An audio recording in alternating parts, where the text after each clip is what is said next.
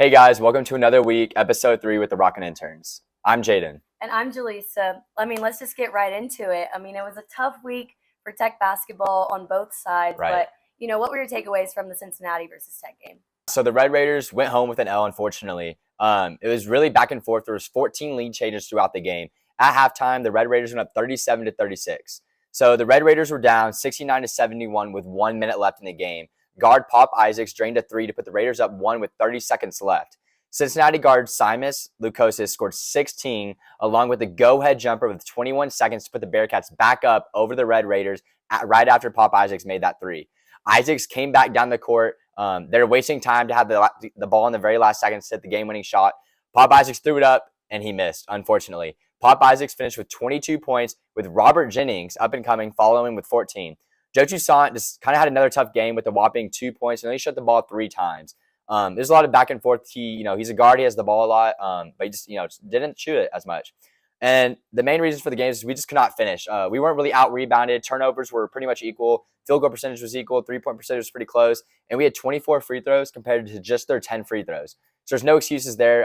We just need to bounce back and just play a better week. So right after that tough home loss, making our second consecutive loss in a row, we're going on the road against Baylor. We need to get this conference win. How did that game turn out? It was really close, but ultimately, it was a tough loss for us on the road against number 13 Baylor.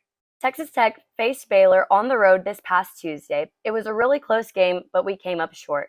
The flu has been impacting Tech basketball this past week, and it's not limited to players.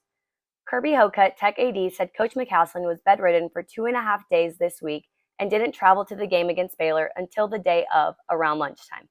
The Red Raiders were also without Warren Washington, their 7-foot starting senior forward, who missed the game because of illness. Robert Jennings took his place in the starting lineup. The first half was pretty back and forth, and both sides were playing extremely well on defense, especially when it came to the three-pointers. In the first half, Baylor only made 3 of their three-pointers, and Tech made 4 of their three-pointers. Baylor led at halftime 36-35 after scoring the last 6 points before the half. The second half was also pretty back and forth until they went on a 13-0 run around 10 minutes and really changed the momentum for Baylor to win this game. This was stopped by a 3 from Darian Williams, but the Red Raiders couldn't pull it off. The Raiders made 12 out of their 16 free throws, and Baylor made 24 out of their 32 free throws. Both teams shot 75% from the free throw line. Ultimately, without Warren Washington, the Red Raiders got outscored in the paint, with only having 20 points in the paint while Baylor had 36. Joe Toussaint had a great game this time and was our leading scorer with 18 points and 6 assists. Darian Williams added 17 points for Tech. Chance McMillan followed right behind him with 15 points, and Pop Isaacs had 11. So after the loss against Baylor, that's 3 consecutive losses from Texas Tech this home season, including our first home loss. Tough, just man. brutal. I was at the game. I know you were at the game. Right. It's just, I didn't even want to stay for the end of it. For our alma it was mater. a sad one, not gonna lie. The Red Raiders are currently 16-6 overall record, and they're 5-4 in the Big 12. They dropped to 6th in the Big 12, and they also dropped in the AP poll down to 23.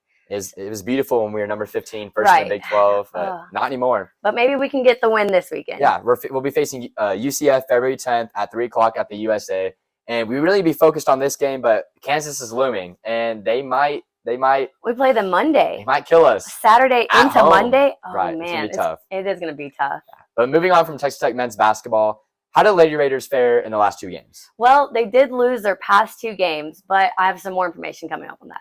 The Lady Raiders played Cincinnati this past Saturday and had a tough loss on the road, 74-56.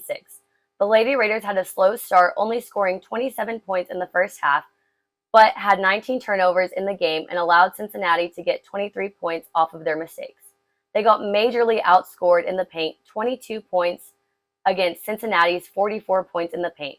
Their leading scorer was Jasmine Schaefers with 21 points, and she was the only Lady Raider to be in double digits. But good news, the Lady Raiders shot 90.9% from the free throw line. The Lady Raiders went back on the road to face number 22 West Virginia on Tuesday night. West Virginia completely unloaded on the Lady Raiders in the third quarter and came out with the win 82-59. Their leading scorer for the Lady Raiders was Jasmine Schaefers once again, but this time with only 16 points, and the only other Lady Raider in double digits was Jordan Merritt with 13 points. Jordan Merritt also now has a career record of 500 rebounds. Since they lost the last 2 games, they're looking forward to bounce back facing UCF February 10th at the USA. The Lady Raiders are currently 16-8 with an overall record and 5-6 in the Big 12. They're also currently 7th in the Big 12. Come out and support your Lady Raiders this weekend. Moving on from the tough losses that basketball had this past week, what else is happening in Tech athletics? Yeah, so new sport that we really talked about much is golf, and we're going to talk about it a little bit today. So the Texas Tech men's golf team, currently ranked number 21 in the nation, just finished tied for 6th at the Southwestern Invitational, shooting 7 under as a team. Wow. That's pretty impressive. And Texas Tech legend Ludwig Aberg finished 2nd at the AT&T Pebble Beach Pro AM, and he is currently ranked 11th in the PGA Tour. So 11th ranked golfer in the world. What a legend. I mean, I feel like Tech is producing all of these legends to go Patrick pro. Mahomes, Ludwig, keep going on from there. We're just doing real great on that. So moving on from golf, for softball, their season actually starts today at 2 p.m. against Florida A&M University in Tallahassee, Florida. They play 2 games on Friday, 2 games on Saturday, and 1 game on Sunday. Yeah, I'm really excited for when they come back to Lubbock. So I remember going to a few games ago, 2 years ago when I was a freshman, and their lineup was really young, so we weren't as developed. But I'm really excited to see where they're at now. I have a great feeling about Tech softball this year. And then more than that, baseball, which is pretty cool. Tech baseball starts their season February 16th against the Tennessee Volunteers in Arlington, Texas. And a few weeks later, they'll be back in Lubbock. So I'm really excited kind of see them playing and see, like where our program's at right now. A lot of the spring sports are just starting to happen. We're moving on from basketball, going into baseball and softball. It's just a really exciting time for Tech athletics.